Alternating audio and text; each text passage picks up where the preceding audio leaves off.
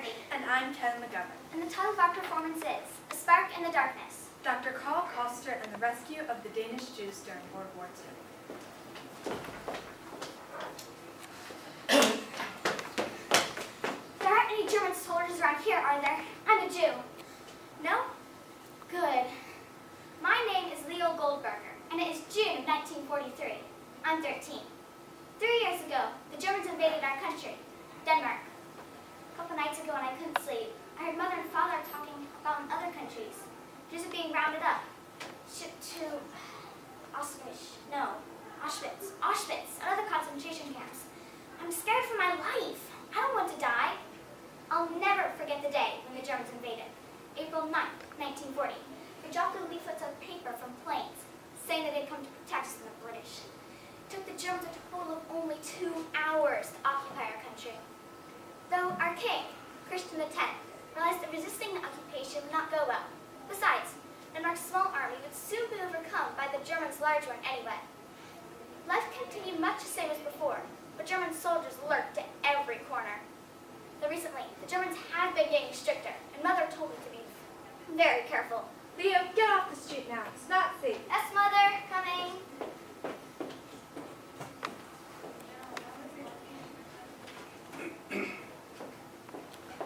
I'm Mole Cedric. It is October 1943. I work as a medical student under Dr. Karl Koster, the head surgeon at the Bispebjerg Hospital in the center of Copenhagen. I'm also a resistance fighter. Last night, a group of students and I stole guns from soldiers' coats while they were eating inside a restaurant. Our first acts of resistance were not very grand, but as we Danes were fed up with the Germans, our hatred toward them grew. The resistance grew as well. Small groups that used to only distribute anti-Nazi leaflets and newspapers were now blowing up German trains, barracks, storehouses, and bridges. At first, these acts were overlooked by the Germans, but as we grew bolder and inflicted more damage, the Germans started to realize we were forces to be reckoned with. They responded by restricting our freedoms, and they destroyed our beloved Tivoli Gardens, a huge amusement park in Copenhagen. Then, on October 1st, 1943, they started to round up Denmark's Jews. It was the night of Rosh Hashanah, a night when the Germans knew that almost all Jews would be at home celebrating the New Year. The chief rabbi at the synagogue heard of the Germans' evil plan and warned his community. That night, the entire Jewish population went into hiding, into homes of their Gentile friends and neighbors. From there, they either found their way or were escorted to the coast, where they paid fishermen to take them across the Øresund Sound to neutral Sweden. Everyone realized we could not just sit back and let the others do the work. We had to help. When my student group found 40 Jews hiding in the woods, I realized that my boss, Dr. Karl Koster, was in a perfect position to help the Jews. Good morning, Dr. Koster. Well, hello, Cedric. Good to see you. Dr. Koster, I have a very big favor to ask of you. Our student group has found 40 Jews hiding in the woods south of Copenhagen. We've made arrangements to have them taken by truck to some fishing boats tomorrow night.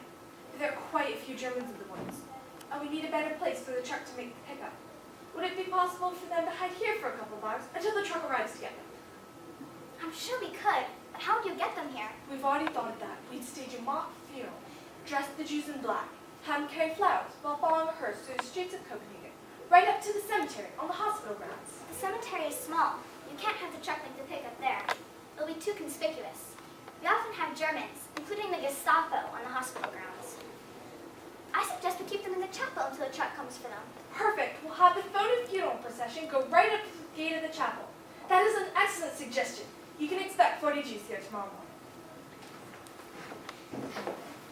Early the next morning, I received a call from a rather upset gatekeeper.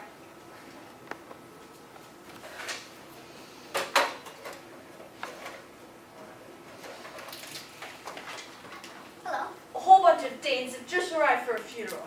Well, what's unusual about that? We never have funerals here so early in the morning. Sometimes we do. In the 35 years I've been gatekeeper, we have never had a funeral here so early.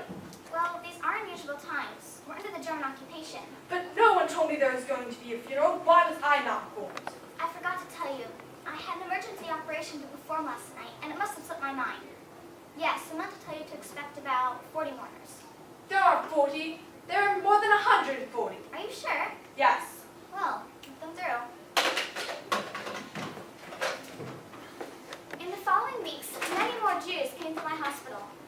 instructed my staff to assign them to various wards of the hospital and to give them fictitious Danish names to disguise their Jewish identity. To make room for the Jews, the staff had to give up their small apartments and sleep in the kitchen, if they slept at all. I am so tired, and my back hurts. The kitchen floor is so hard, and the cook hasn't been too nice to us either. Waking us up so early in the morning so he can start breakfast. And the Jews, they just keep coming. All the young medical students are collecting more, but most of them come uninvited. It's chaos.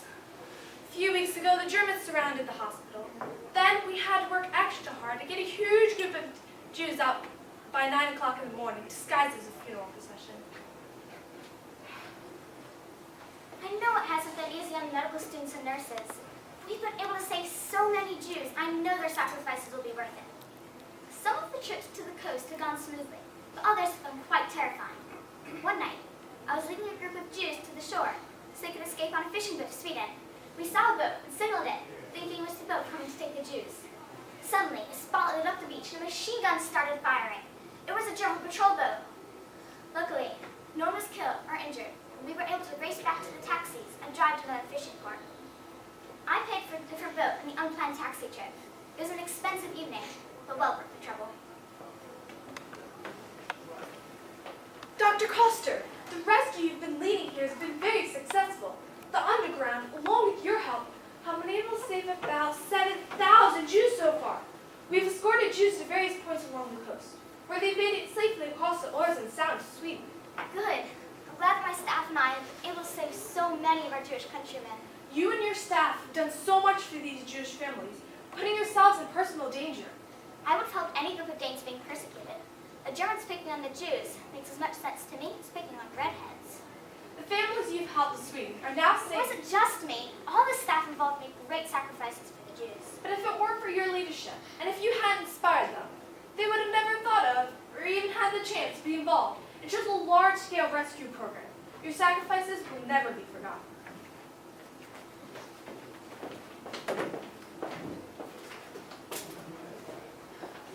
For most of October 1943, we were able to save the Jews right under the Germans' noses. But eventually, the Gestapo became suspicious of the hospital's activities. Then, one day, some Gestapo agents went to my house and were waiting there for my arrival to arrest me. They realized that I was the leading figure in the hospital's rescues. While they were still there, a medical student entered my house to talk to me. He was startled by the Germans and jumped out the window. One soldier fired 8 shots into his back, killing him. Fortunately for me, I wasn't home at the time. After that, I went to hiding for 10 days, after which I found a fishing boat to take me to Sweden. Once I arrived in Sweden, I contacted the British Embassy and offered my services to them as a doctor. The embassy accepted my offer and arranged for my passage to London. When the war was over, I traveled back to continental Europe with the Allies' armies. There, I operated on injured soldiers and half-dead concentration camp prisoners. As I walked through row after row of dead Jews, I could only think how glad I was able to save so many of my Jewish countrymen from this terrible fate.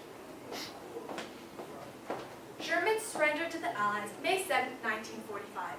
The Danish people rescued 7,220 out of their 7,800 Jews. Like Oskar Schindler and Varian Fry, Dr. Karl Koster risked his life in saving his Jewish countrymen from the Nazi regime. 2,000 Jews passed through the hospital and were saved due to Dr. Koster's undaunted leadership. After the war, most of the Jews returned home to Denmark. The Danish people rescued 99% of their Jews, Compared to 78% in France, 55% in Norway, 29% in Holland, and 10% in Poland. Dr. Karl Koster led the Bispebjerg Hospital in the rescue of thousands of Danish Jews. His leadership left a legacy of thousands of Danish Jews and their descendants who couldn't have survived if it weren't for his initiative. Thank you.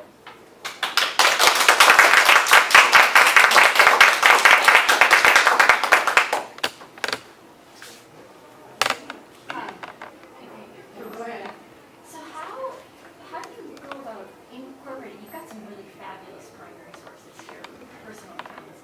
How do you go about incorporating them into the presentation? Well, one of our primary sources was an interview with Leo Goldberger. He was 13 when he escaped on a fishing boat, which took him to Sweden.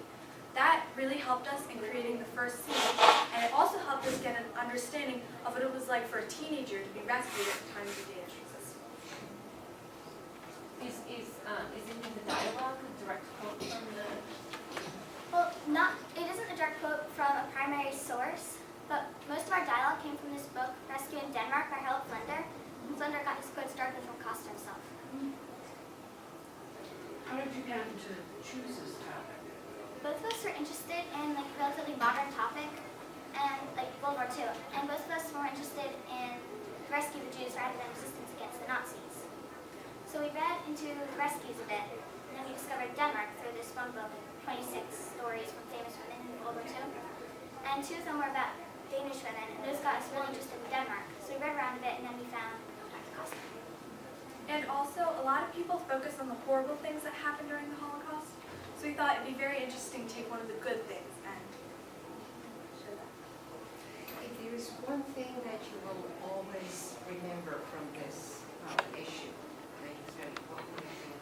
Well, it'd be that even though you may not be an important person, even though a lot of people may not know about you, if you're given opportunities to be a leader and to leave a legacy, you should take them, because those opportunities only come once in a lifetime and they can really change what happens. So did you get a sense, I mean, in the narrative as you performed it, it seemed like the idea for the rescue came from a medical student. How do you define like leadership or taking the opportunity for Dr. Coster and coming up with the ideas outside of medical school? Does that make sense? Yeah, well, if this is right, not only did Dr. Coster, he made that choice, and that choice is very hard for him because he knew if he didn't do it, he could be indirectly killing Jews, but if he did do it, he could be indirectly endangering his medical students very much. So that choice is very hard for him. All right, thank you very much. Thank you very much.